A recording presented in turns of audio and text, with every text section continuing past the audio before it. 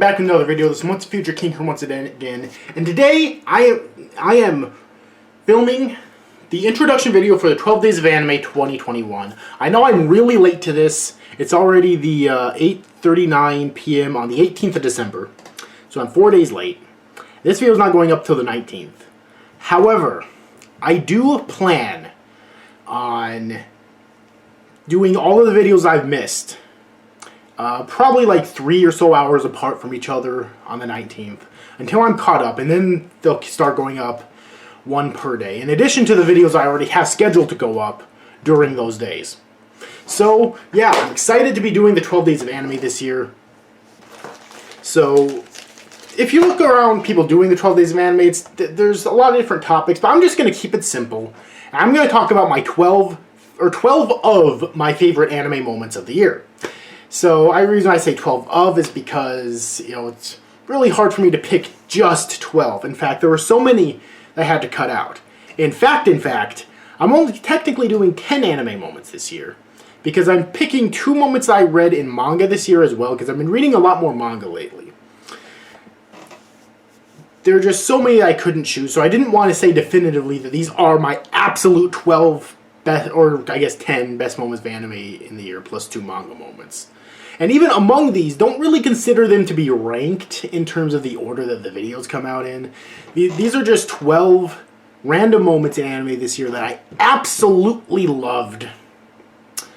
And yeah, these are 12 of the biggest highlights for me. So I hope you enjoy it as it comes. And yeah, see you guys next time. Hope you enjoy this video. Please make sure to give it a like, subscribe, and comment on the video. Share it around other places such as YouTube, Facebook, and Twitter, and among other places. And hit the notification bell. I'll see you guys next time.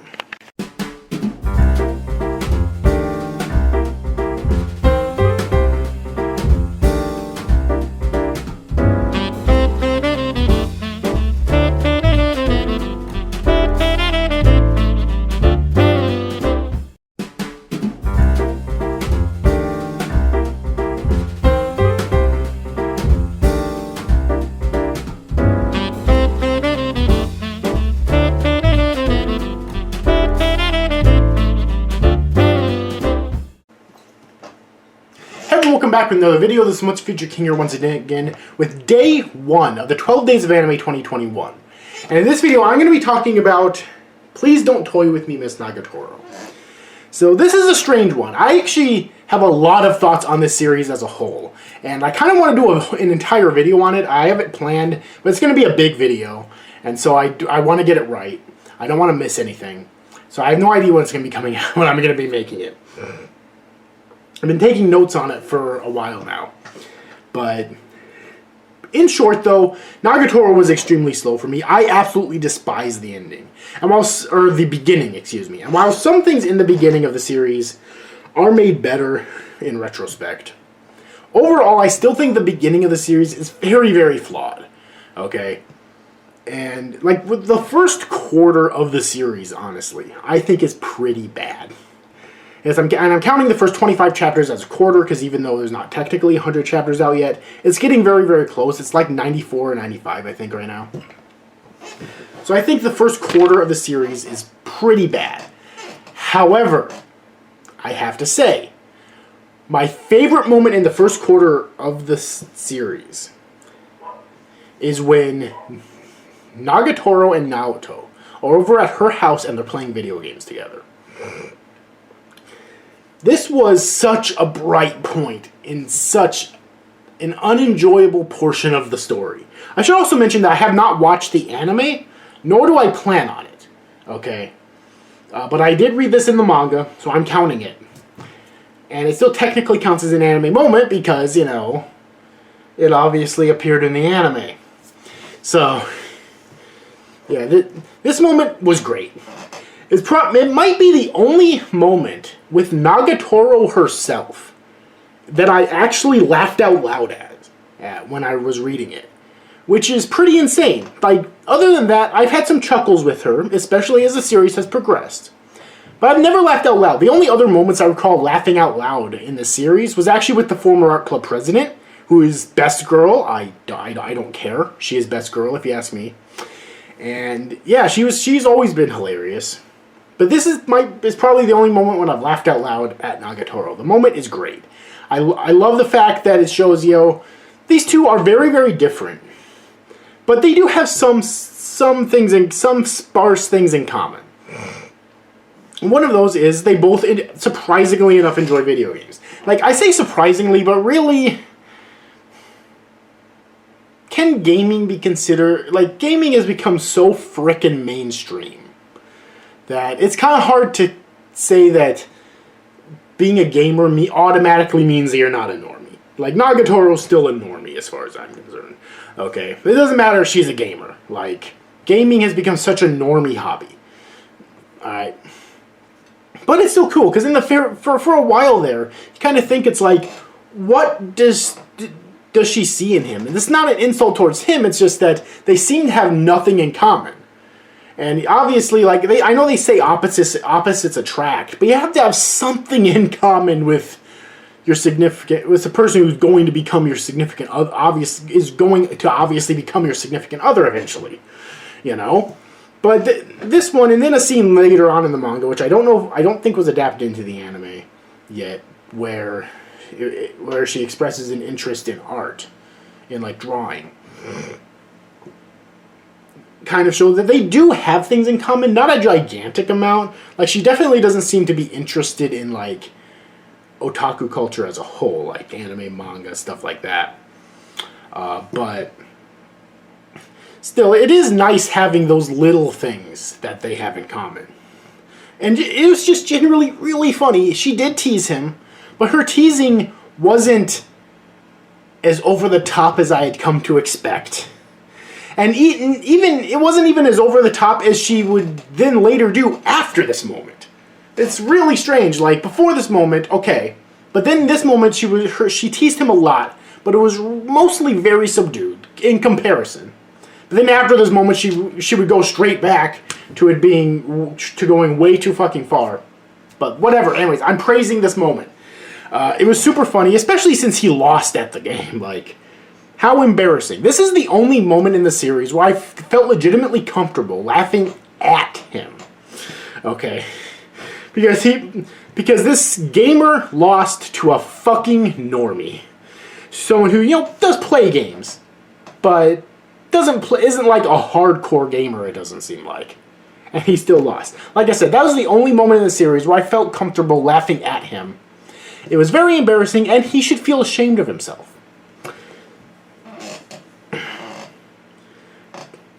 It was also really funny that I think this was the same moment. Manga readers, you can correct me if I'm wrong, but I think this was the same moment when he also met her sister right before they played video games in her room. And like, she teased the hell out of Nagatoro, which is great because she's usually the perpetrator of the teasing. So any character who's able to put Nagatoro in that position is good on me. Even Gamo, who I do not like overall, I do tend to enjoy her moments when she's teasing either just Nagatoro or both Naoto and Nagatoro together. Yeah, it puts a smile on my face. But the main part of the moment is when they're playing video games together, and it is so good. It's very entertaining. So funny. I wish the entire series was filled with moments like that. Unfortunately, in my opinion, it is not. Most of the moments in the series, especially that early on, are not as enjoyable as that was. And so I think this moment deserves a major highlight for just blowing me away, especially considering how soon it happened in the series. So that does it for this video. I hope you enjoyed it. If you did, please make sure to give it a like and subscribe to my channel for more content in the future. Hit the notification bell if you want to know whenever I upload a new video, because I release new videos all the time. Comment on the video down below, and share it around on YouTube, Facebook, Twitter, and other socials. And try to help get it and my channel more attention if you think it deserves it. Anyways, hope you enjoyed it. I'll see you guys. Oh, and let me know, what's your thoughts on this moment, and what's your favorite moment in the entire series so far, in just the anime, but also if you're a manga reader, tell me what's your favorite moment in the entire manga. I am mostly caught up with the manga, I've read like 87 chapters, I think, which the next chapter I read will be like their aquarium date. But if your favorite moment in the manga happens after that, you can feel free to spoil me for it. I don't give a shit about spoilers. Anyways, hope you enjoyed this video. I'll see you guys next time.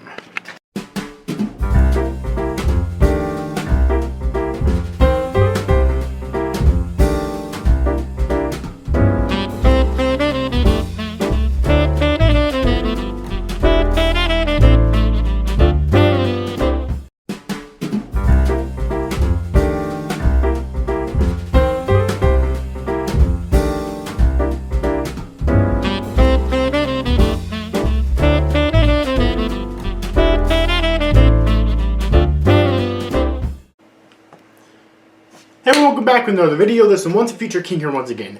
And today I'm doing day 2 of the 12 Days of Anime 2021. So today I'm going to be talking about My Senpai is Annoying.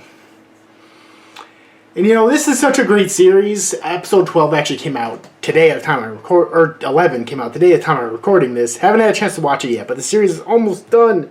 I want the second season so badly, it's so good.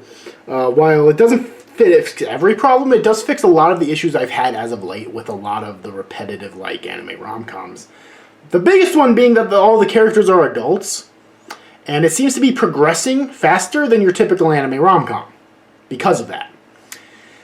So picking a favorite moment though is so hard. It is so hard.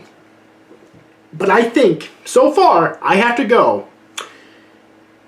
with the little, I guess you could say, rivalry between Takeda and Futaba's grandfather. Which is really strange, because Takeda is her... What's his name? Takeda. He is her senpai at work, her co-worker. And it will eventually be her lover, obviously. And Futaba's grandfather is obviously her grandfather. So it's really, on one hand, it's really strange they have a rivalry. Both of them are very similar personality-wise. And it also makes it kind of, that also makes it kind of strange that she thought that Takeda was annoying, because he is literally almost exactly like her grandfather. And she seems to be very close with her grandfather. But anyways, though, like I said, the two of them are almost exactly the same personality-wise. And it is so funny watching them compete with each other. Some of the funniest jokes in the entire series are here. I forget which episode it's in, but it's absolute comedy gold. But not only that, not only them competing with each other, but there's also the moment when they work together to save Futaba from these douchebags that are asking her out on a date and not wanting to take no for an answer. Alright, and these are some fucking scary men. Like Takeda and Futaba's grandfather. These are two scary ass men. Separately. Together, run. Especially if you're harassing Futaba. I love Futaba's grandfather. I really hope that we see him again in the future. He's probably pretty old. I'd say at least 50s. But he is still definitely in shape. He drives a fucking motorcycle and wears a leather jacket. Like, he is a fucking badass as well. And so yeah, this moment for me is probably my favorite in the entire series so far. And that is saying something when we're talking about a series that is filled with amazingly funny moments. So anyways, let me know in the comment section down below what your thoughts on this moment are, and what your favorite moment in the entire series so far are. So, hope you enjoyed this video. If you did, please make sure to give it a like and subscribe to my channel for more content in the future. Hit the notification bell if you want to know whenever I upload a new video, because I release new videos all the time. Share it around other places, such as YouTube, Facebook, Twitter, etc. If you think it deserves it, to try help get it and my channel more attention. And also comment down below, because that'll help out my channel. Anyways, hope you enjoyed this video, and I'll see you guys next time.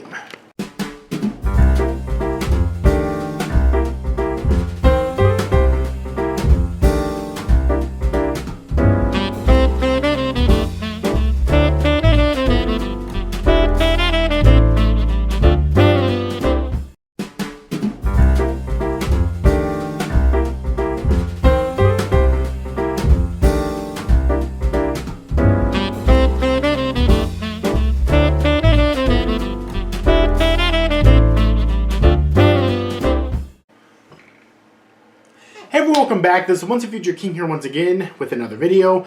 And this is day 3 of the 12 Days of Anime 2021. And today I'm going to be talking about Komi Can't Communicate, which is still airing. Anime's almost done, or at least the first season. It's really sad. And this is actually going to be 2 videos on Komi that I'm going to be doing. Because later on, I'm going to be doing a video on a moment from the manga. Alright, but this moment is from the anime. And, I mean, it's in the manga too, obviously, but you can see it in the anime. And it's a very, very simple moment. It is in episode 10, I believe? The most recent that I've watched. I have not seen episode 11 yet, but it's in episode 10, I believe. And it is that moment when Komi cheers for, at the beginning of the episode, when they're doing the track thing. And Komi cheers for Tadano. Oh, God, that... First of all, when Komi was running itself, like, ASMR greatness, and I'm not even usually into ASMR, like, at all. But when it concludes with Komi cheering for Tadano. And she doesn't do it extremely loud, but she still does speak.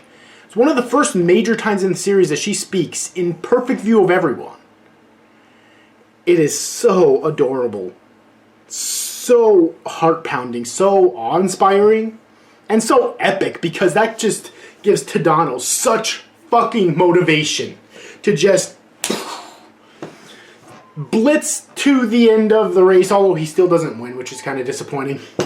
But still, this is such an amazing moment, such incredible animation. Like, in general, I've always been impressed with the animation in this anime. Because, you know, animators don't have to go out of their... Anime studios don't have to go out of their way when it comes to animation in a rom-com. But they're doing it. And this is Studio OLM, who are known for anime like the original Berserk anime from 1997. And Pokemon, which, you know, the opposite ends of the spectrum, obviously, but still. And they knock it out of the park with animation all the time, but especially in this moment, it is so pleasant to listen to and to look at. And it is so funny, but also extremely wholesome and heartwarming. And, oh yes, like, so far, this is the best moment in the anime for me. I don't remember early parts of the anime that specifically, but I can't see another moment in the anime surpassing this for me. I know episode 11 introduces Trapdono. Still, I love Trapdono. I remember him very vividly from the manga, although the main thing I remember is something that happens way later, in like the 200-some chapters. But for me, I think this is going to reign at the top as my favorite moment in the anime. Of season 1, at least, you know. So anyways, yeah. That does it, though. So let me know in the comment section down below, what are your thoughts on this moment? And in general, what are your thoughts on... What's your favorite moment in the Komi Can't Communicate anime so far? Alright. So, hope you enjoyed this video. If you did, please make sure to give it a like and subscribe to my channel for more content in the future. Hit the notification bell if you want to know whenever I upload a new video, because I release new videos all the time. Share it around other places if you think it deserves it, such as YouTube, Facebook, Twitter, etc. Try to help get it and my channel more attention, and comment your thoughts down below because that'll help out my channel. Anyways, hope you enjoyed this video, and I'll see you guys next time.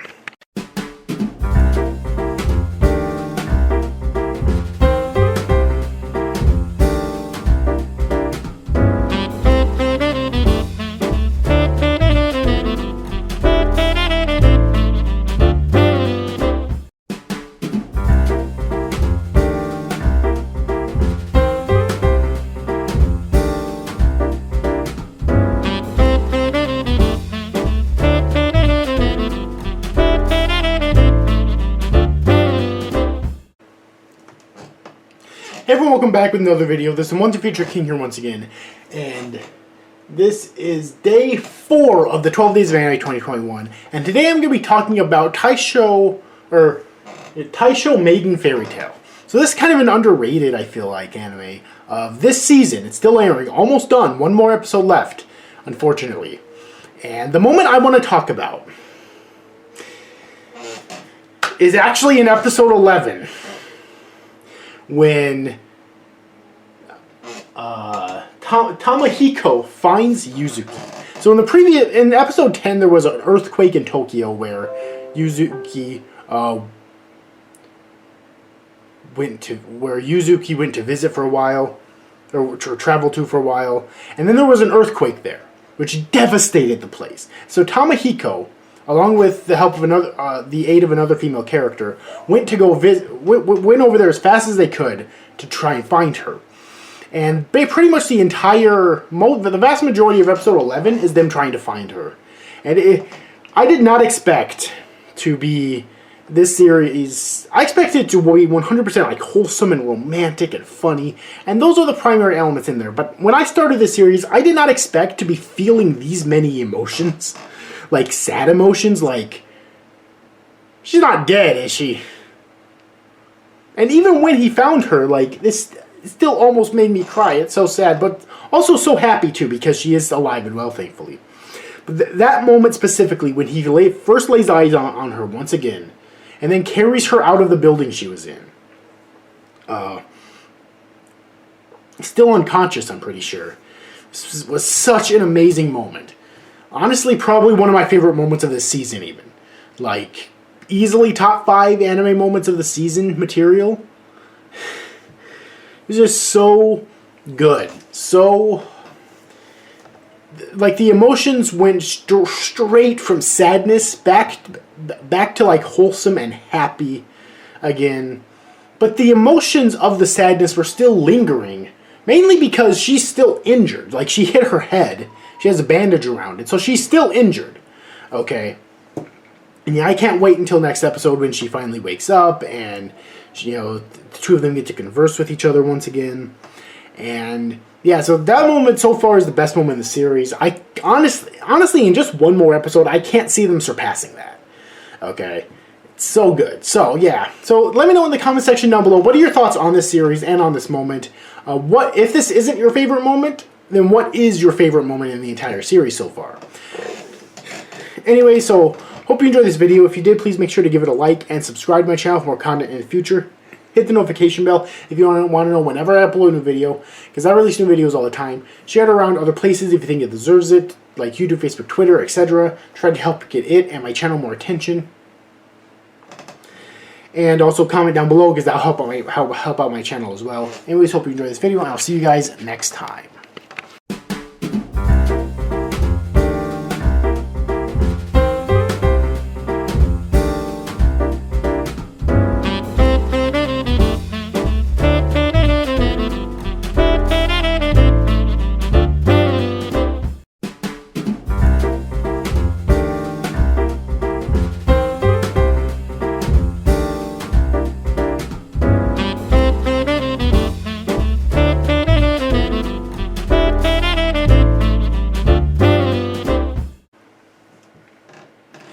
Hey everyone, welcome back. This is Once a Future King here once again with another video. Today I'm going to be doing the 12 Days of Anime Day 5. And let's talk about Mushoku Tensei. More importantly, let's talk about episode 22. Now, at the time of this recording, episode 23 has not come out yet. It will be out by the time you see this video, however. Okay, so I can only speculate what's going to happen in that episode. I obviously can't know for certain. But what I can know for certain is that episode 22 was really fucking sad. It started out kind of happy, like, Rudy and Eris have sex, which is a happy moment. And then Eris leaves. And things are about to get depressing. Yesterday I made a video where I talked about that Mushoku Tensei should be renamed Depression Sundays for a while. Technically just for one more episode, but that will still be the case once Season 2 picks up, I'm sure. And yeah, that's definitely the case. This series is going to be sad for a while, then it will get happy again, and then it's going to get extremely fucking sad again for poor Rudy. I'm sorry, Rudy does not deserve any of this. Eris is a fucking idiot, like, don't get me wrong, I understand, she just found out that her family was murdered, and she wants to be stronger for both herself as well as for him. And that's great. That's fantastic. She could have fucking told him. After everything he's been through lately. Did she really not think that this would affect him in a negative way? And I get that she's only 13. But she's also come a long way in terms of maturity since her introduction. So it's really out of place. I feel like it's a little bit out of character for her to make a decision that's this like selfish and whatnot and stupid. Now it sounds like I'm shitting on this moment, but I'm actually not. It is a great moment. Like I feel like the emotions that they were trying to convey, they conveyed perfectly. So it's hard to complain about the moment itself. It's just Eris, man. Like, what, I mean, did she think that just because she had, that she fucked him, that would be all he would fucking need? I mean, granted, that sounds like the bullshit logic that a 13-year-old girl would conjure up. But again, she seemed a lot more mature than that. Like, she seemed a lot more mature than your typical 13-year-old. Okay. Definitely a lot more mature than her introduction. But anyways, though, this is still a great moment. One of the best moments in the whole series, and it's the start of the really sad shit. Like, if you think that Paul and Rudy's moment a few episodes ago was really sad for Rudy's character, was really sad for Rudy, he didn't deserve any of that, and he definitely didn't. He did nothing wrong. It's about to get even... That was only a warm-up for how sad it's going to get for his character going forward, from what I've heard, from stuff I've spoiled myself on. And yeah, I am definitely dreading it, but also looking forward to it at the same time. So in the comment section down below, let me know what your thoughts on this moment are, and in general, what are your is this your favorite moment in the Mushoku Tensei anime so far? And if it's not, then what is your favorite moment? Anyways, hope you enjoyed this video. If you did, please make sure to give it a like and subscribe to my channel for more content in the future. Hit the notification bell if you want to know whenever I upload a new video, because I release new videos all the time. Share it around other places on the internet if you think it deserves it, such as YouTube, Facebook, Twitter, etc. If you want to know, try to help get it and my channel more attention. And like I said before, comment down below because that'll help out my channel. Anyways, hope you enjoyed this video, and I will see you guys next time.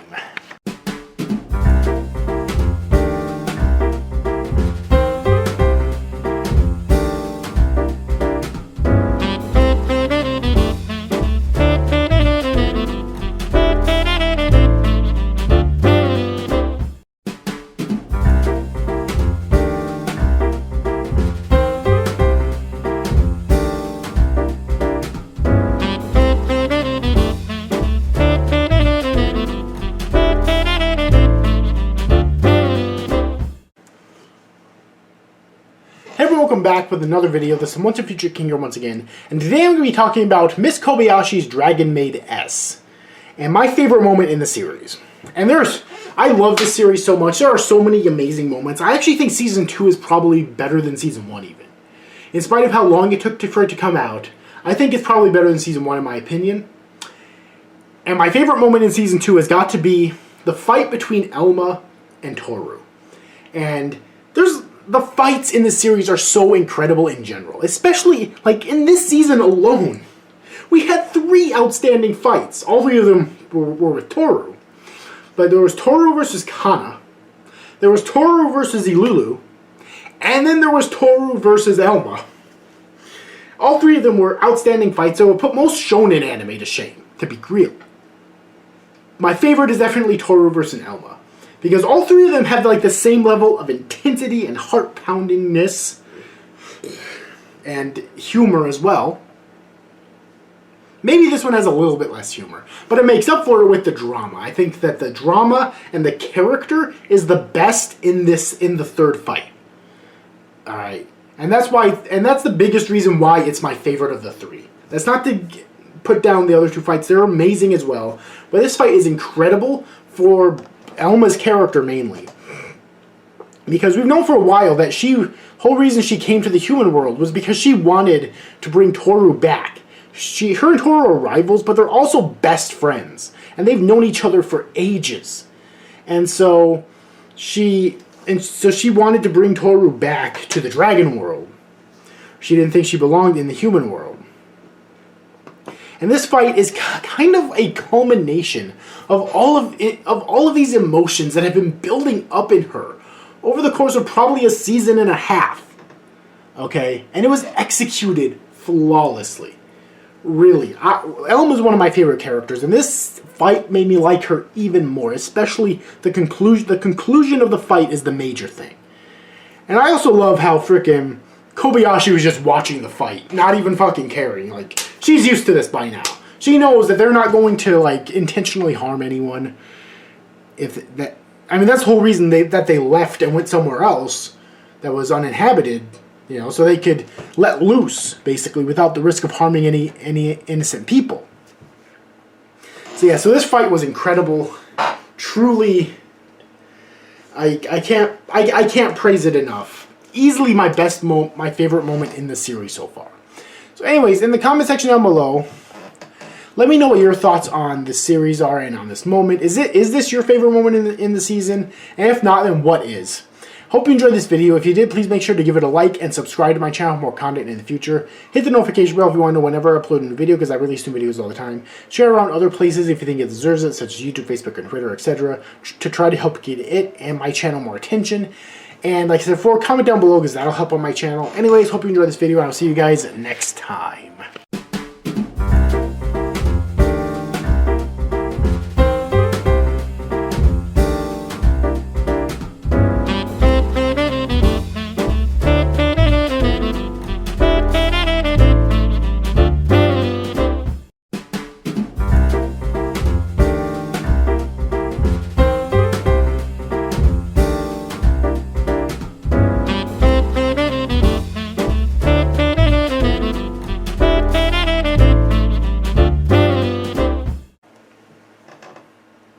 Hey everyone, welcome back to another video. This is Once a Future King here once again, and today I'm going to be doing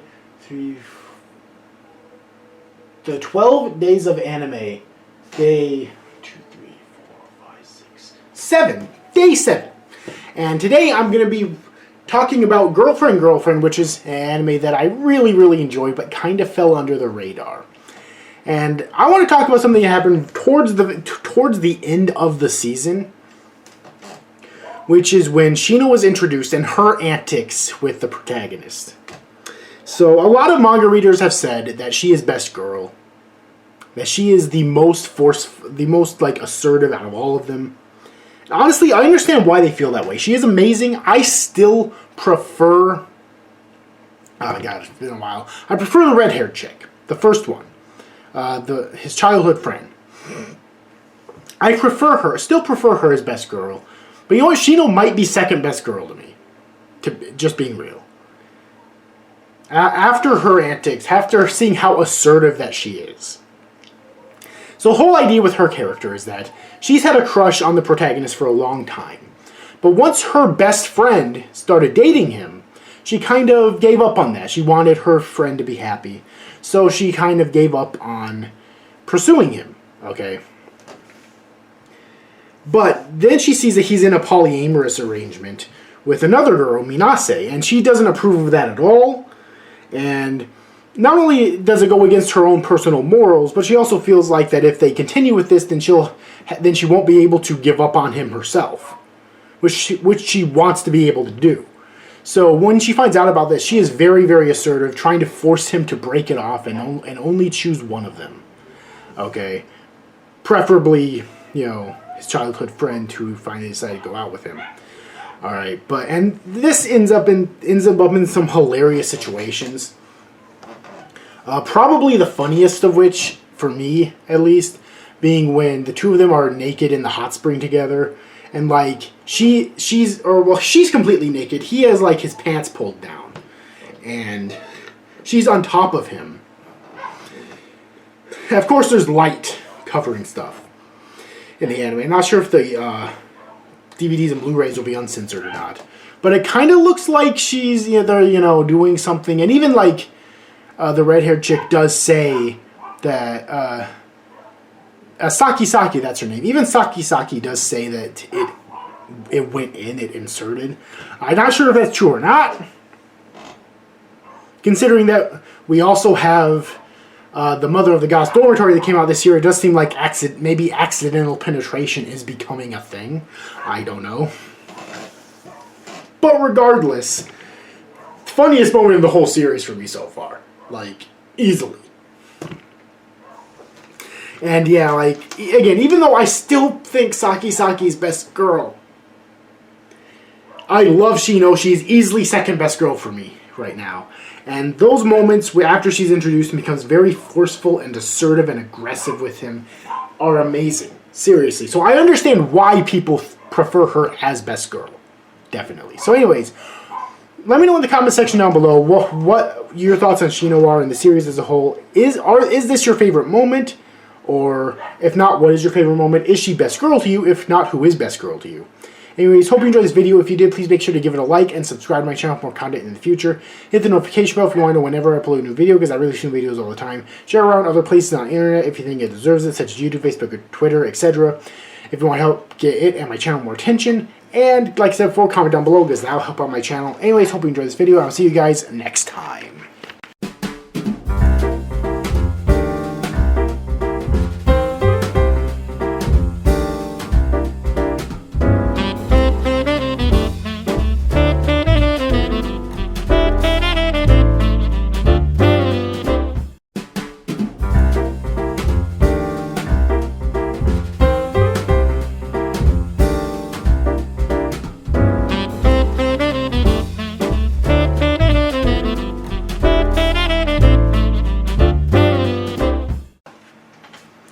Hey everyone, welcome back to another video. This is Once Future King here once again with the 12 Days of Anime Day 3, 4, 5, 6, 7, 8. Day 8 of the 12 Days of Anime 2021.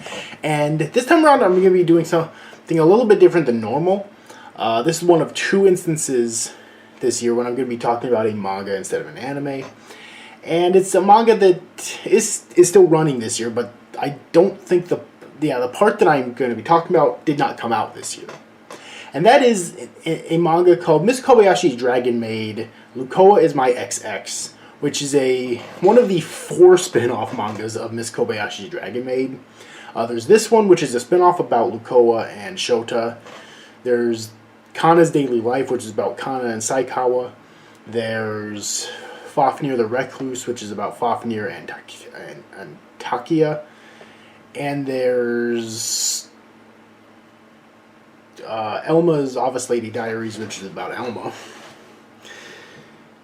And this one is one of the funniest moments in this particular spin-off. In fact, this manga in general I think is my favorite of the Kobayashi mangas, except for the main one. And this might be one of the funniest moments in the entire manga so far, in this entire manga so far, for me. So, if you're familiar with the series, then you know all about the character Lukoa. She's obviously a very popular character. And she seems to have some kind of an obsession with the 10-year-old boy known as Shota. It's kind of strange, although I have heard some people justify it by saying that, you know, she's a dragon, she's not human, and so she doesn't really understand human culture. She's not really doing it to try to be pervy.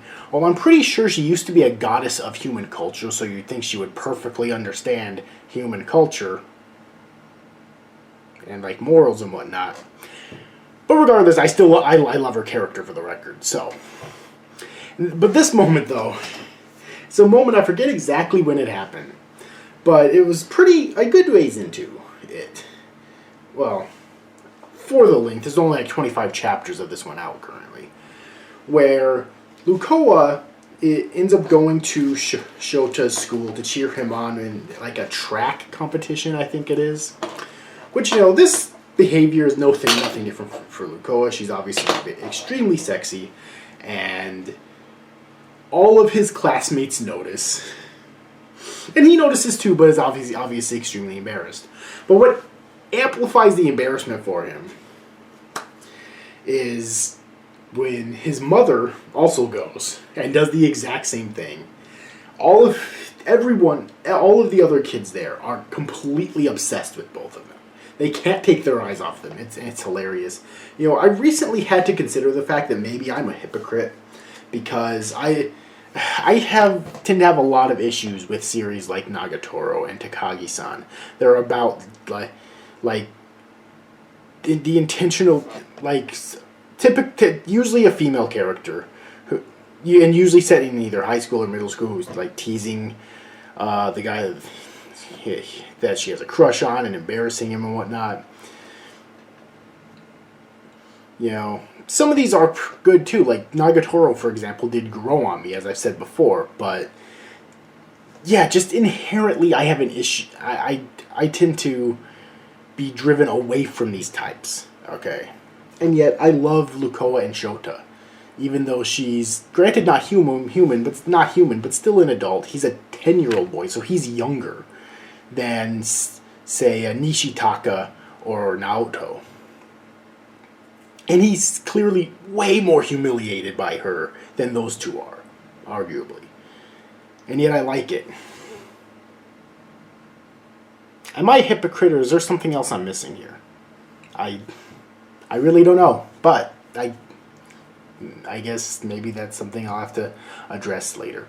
Anyways, though, this was an amazing moment, though. It was so funny, especially since I like seeing more of Shota's mom, because we don't really get much of his family. We know his dad is like a really well-respected maid, and also Kobayashi's boss at her job. But we haven't seen much of his mom, so I in general I really liked that chapter showed a lot more of his mom. Okay, and in general this spinoff in general shows a lot more of his mom too, and just seeing that she seemingly obliviously is doing this without realizing how much it's embarrassing him. I guess maybe that's the funny part. It's just the fact that they're clearly oblivious to it. Like, they don't seem to realize how much it's embarrassing him. Even his mom, who obviously is human. And yeah, it's funnier than hell, and I really wanted to highlight it in 12 Days of Anime this year. So, anyways, in the comment section down below, let me know your thoughts on this moment, on this spin-off in general, if you've read it. And is this your favorite moment? And if not, what is your favorite moment? Anyways, hope you enjoyed this video. If you did, please make sure to give it a like and subscribe to my channel for more content in the future. Hit the notification bell if you want to know whenever I upload a video, because I release new videos all the time. Share it around other places on the internet if you think it deserves it, such as Facebook, YouTube, Twitter, etc., to try and help get it and my channel more attention. And comment down below, like I said before, because that'll help out my channel. Anyways, hope you enjoyed this video, and I'll see you guys next time.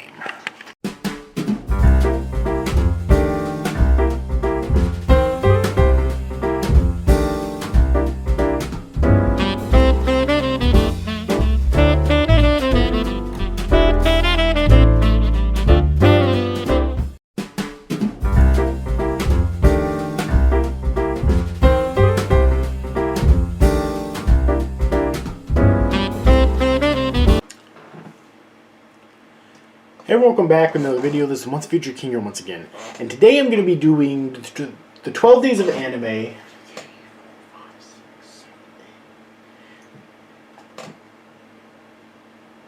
Day 9. And this is the other day in which I'm going to be talking about a manga instead of an anime. However, this manga moment did definitely happen this year. And that is in Komi Can't Communicate. And it is Tadano's confession to Komi, which is actually one of my favorite confessions in romance anime and manga. It really is. It was so wholesome, so heartwarming, so funny.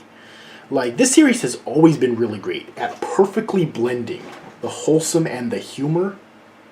And this scene, I think, is the absolute pinnacle of that. First of all, I really loved how this manga was paced. In terms of, like, the first year of their high school, they just meet, they become friends, and we sort of see a lot of their antics as friends, slowly realizing that they have feelings for each other. In the second year, this escalates, okay? And we also have that massive love triangle with Rumiko. And at the end of the second year is when the confession happens. And so during their third year of high school, they are a couple. So I really like that progression, but the confession was excellent. It is basically just like Tadano relaying all of his feelings out to Komi. Every last one of them. Sort of, not 100% confidently. I mean, he even does say stuff, you know, like, I'm a coward, I'm weak, I'm not very manly, stuff like that. So he's not 100% confident, but he's going through with it anyways, in spite of his lack of confidence, which is kind of interesting. You know, usually in situations like this, it's like the character somehow obtaining full confidence, which, I don't know, I kind of feel is a bit unrealistic. It's like that. I understand this is anime and manga, it doesn't have to be 100% realistic, but adding layers of realism can help viewers or readers connect with it more. And I just don't, or at least I've never experienced that. Like, I'm 27 and I still have a lot of major confidence issues. So but I've still gone through with stuff anyways. And so that's why one of the reasons why I like it is because it's clear that he doesn't have 100% confidence that he's worthy of her, or that she'll accept him. But he's going through with it regardless. Because, you know, even if he were rejected, it's still better than not knowing. Basically. That's the way I interpret it anyways. And also her responses are incredible as well. Incredibly adorable. Like, oh my god.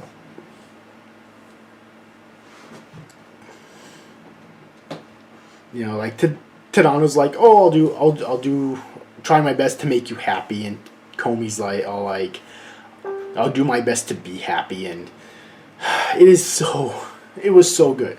The build-up was worth it. This manga is over 300 chapters, and the confession happens a little ways after chapter 300. But I definitely feel like the build-up over all of these years was totally worth it. Now, I don't know, I only started reading this manga this year, so maybe people who have been reading it for much longer don't feel like maybe since it started in 2016, maybe don't feel like the build-up was worth it. That's totally possible. But I personally do. I feel like the build-up was definitely worth it. I feel like the payoff was expertly written.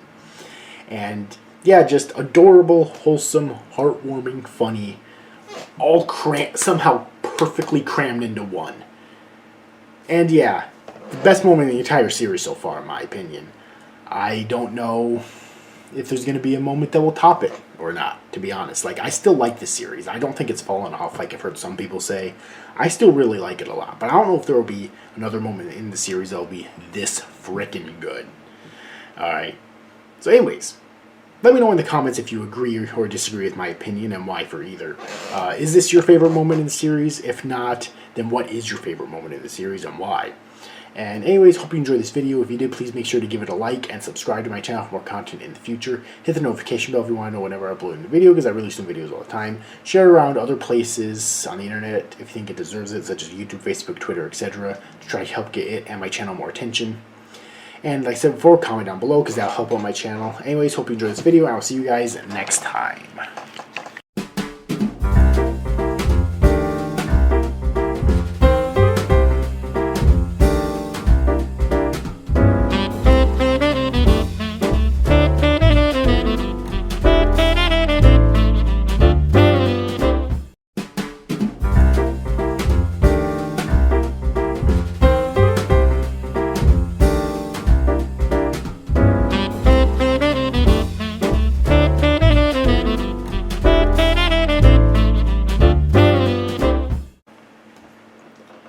Hey everyone, welcome back with another video. This is Once a Future King Girl once again, and today I'm doing the 12 Days of Anime,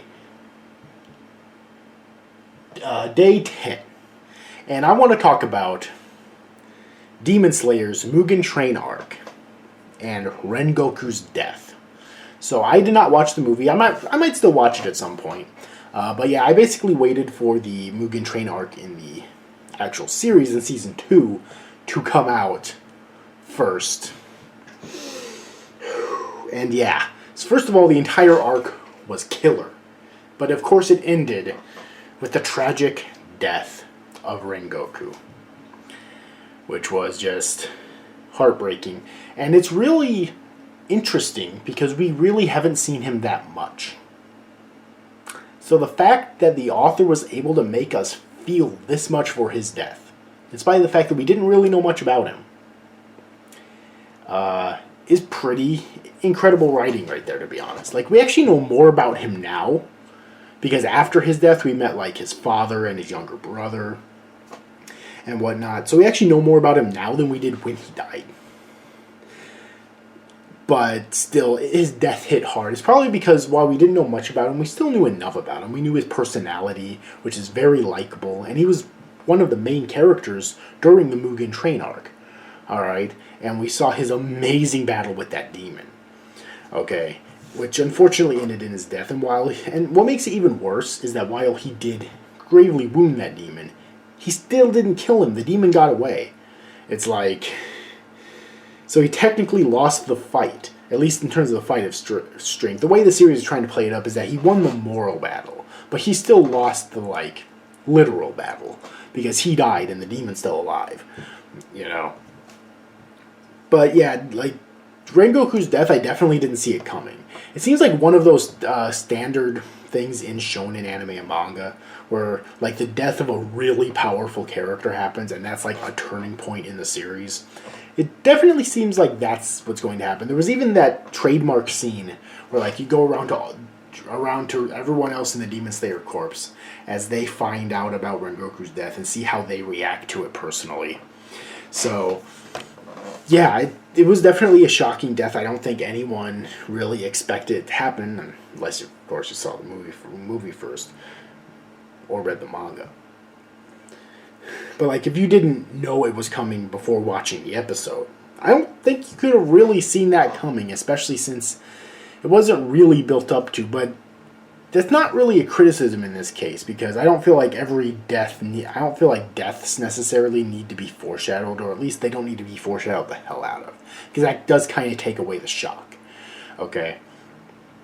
And it is definitely effective as a tone shift, too, where, like, most of his scenes up to that point have either been really funny or really action-packed. So seeing this tragic, sad death works great as a tone shift, I feel like.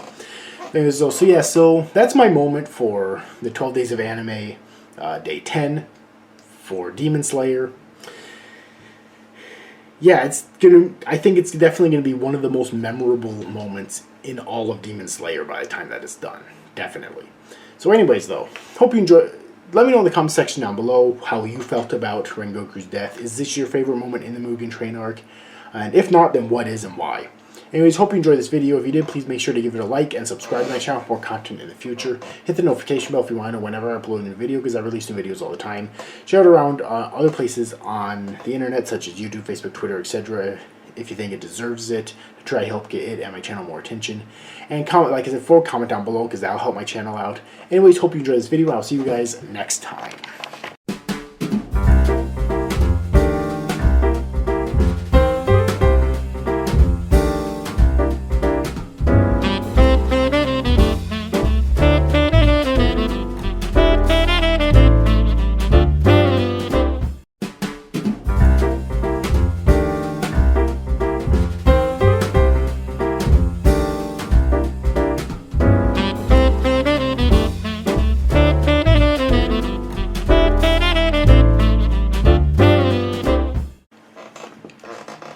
Hey everyone, welcome back with another video. This month's feature king here once again, bringing you the 12 Days of Anime, Day 11. So today we're going to be talking about the Fruit of Evolution, which is actually still ongoing. I think there's only like an episode or two left though. And the moment happened decently early on, and that is the main character, Seiichi, marrying both Saria and Altria. Okay, so he has two wives essentially. So, I'm not sure if this is becoming a trend, but there was like 3 anime this year that seems to be exploring polyamory somewhat seriously, at least. There's this one. Then Mushoku Tensei will, but it actually hasn't yet, so I guess you can't really count that, but it will. Like, Rudy is going to have 3 wives. And also there's Girlfriend, but that one, not really serious. That's definitely plays much more up for humor. But I actually like the idea of anime exploring the idea of polyamory, either seriously or semi-seriously. Most of them are probably only going to do that, though, in, like, fantasy settings like this. like the Fruit of Evolution and Mushoku Tensei, you know, because they can create fantasy worlds where that's legal. Currently in Japan, polyamory is not legal. You can be with multiple people, you just can't legally marry multiple people. Okay, so either you just have to not ever get married, or just marry one of them but have several others around. Either way, though, I really like this because it's unique. Like, they both, rather than just remaining a generic harem, they both pledged themselves on a legal standpoint to him, and he accepted both of them. Okay, which is definitely a very unique way to handle it. I did not see it coming, but I was very pleased with the outcome. All right, because Seiichi himself is a really likable character, and so were both of the girls too. And granted, he does seem to have an actual harem. Okay, like, there's other girls that are added to it now. But those two still, even this late into the series, seem to be the ones that are the closest to him, though. And it's a very enjoyable turn of events for this series. Alright, I have to say. So, I really, really like that. It's definitely my favorite moment in the series so far. I was debating putting this one here, or when Seiichi broke in to save the little assassin girl just an episode or two ago. But I decided to put this one here simply because I figured he was going to save these. The biggest thing that was this deciding factor for me was how shocking it was. Like, how surprising it was. I didn't see it coming. And I kind of figured he would save the assassin girl. I definitely didn't see this coming, though, which is why I decided to talk about this in the video. Alright, so anyways, in the comment section down below, let me know what your thoughts on this moment are. Is this your favorite moment in the series so far? And if not, then what is and why? Anyways, hope you enjoyed this video. Please, if you enjoyed it, please make sure to give it a like and subscribe to my channel for more content in the future. Share it, hit the notification bell if you want to know whenever I upload a video, because I release new videos all the time.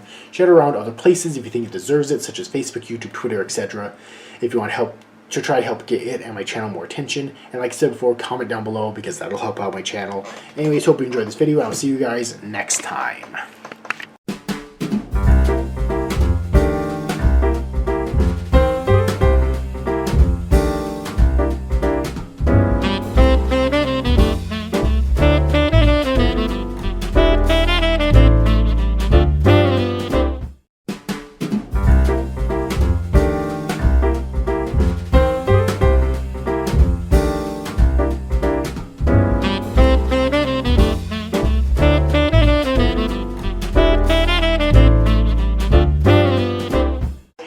Bought for $850. Hey everyone, welcome back to another video. This is Once a Future King here once again. And today is the 12th and final day of the 12 days of anime. I had a lot of fun doing this year. And let's end this all out by talking about that time I got reincarnated as a Slime Season 2. Alright, but there are so many amazing moments in Slime, but I still think it's easy for me to pick my favorite moment. And that is at the end of Season 1. Or at the end of Part 1 of Season 2, when Rimuru becomes a Demon Lord. So, yeah, for me, that's a no-brainer. That's easily the best moment. And I'm including, like, the build-up to how, like, Rimuru's friends, or so many of them, of his friends and allies, were just killed, which sent Rimuru over the edge, to the point where he went out of his way to become a Demon Lord, which included slaughtering countless enemy soldiers in cold blood. Okay, and if I'm not mistaken, I believe that was to gain their souls as sacrifices, essentially, so that he was able to essentially die and be reborn as a Demon Lord. And also the aftermath of him becoming a Demon Lord was pretty awesome as well, because initially his personality seemed completely changed. And I was really worried at first. Thankfully in the next episode, his personality is right back where it used to be. Alright, which is great, because Rimuru's personality is amazing. Like, even if he doesn't get character development, I still don't want him to change completely.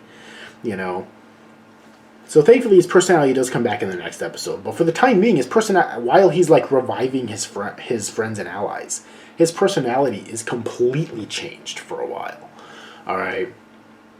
This moment, this long string of moments, which I'm collectively putting together as one moment, is extremely dramatic and heartbreaking, because for the first time ever, Rimuru is sent over the edge. But it's also extremely action-packed and tense. And it has an amazing conclusion. Alright. Which, of course, ends up leading into the second part of Season 2, where Rimuru, as a Demon Lord, goes up against Demon Lord Clayman and whatnot. So yeah, so this moment was fantastic. Easily my favorite slime moment so far. Like, in the entire series. I haven't read the light novels yet, although I do own most of them that have been released in English. Like a good 10 or 11 books. And so I do plan on starting to read them pretty soon. So maybe later on in the series there's moments that are way better than this. I don't know. But for right now, this is, I think, the best moment in Slime so far. Hands down. It's no competition. Alright. Just for how far it pushed Rudy and essentially forced him to change in several different ways. Not only personality-wise, he's become less naive, more wise, but also in terms of just his state of being. Like, he's not just a regular slime anymore that happens to have a human form. He's literally a Demon Lord now. Alright.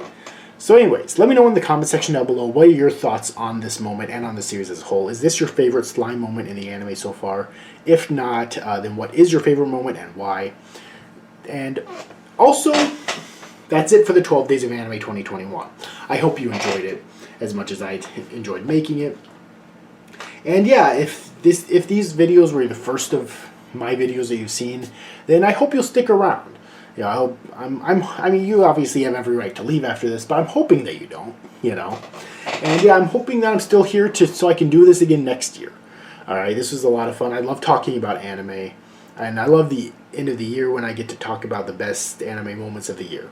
Anyways, I hope you enjoyed this video. If you did, please make sure to give it a like and subscribe to my channel for more content in the future. Hit the notification bell if you want to know whenever I upload a new video, because I release new videos all the time. Share it around other places if you think it deserves it, such as YouTube, Facebook, Twitter, etc. Should try to help get it and my channel more attention.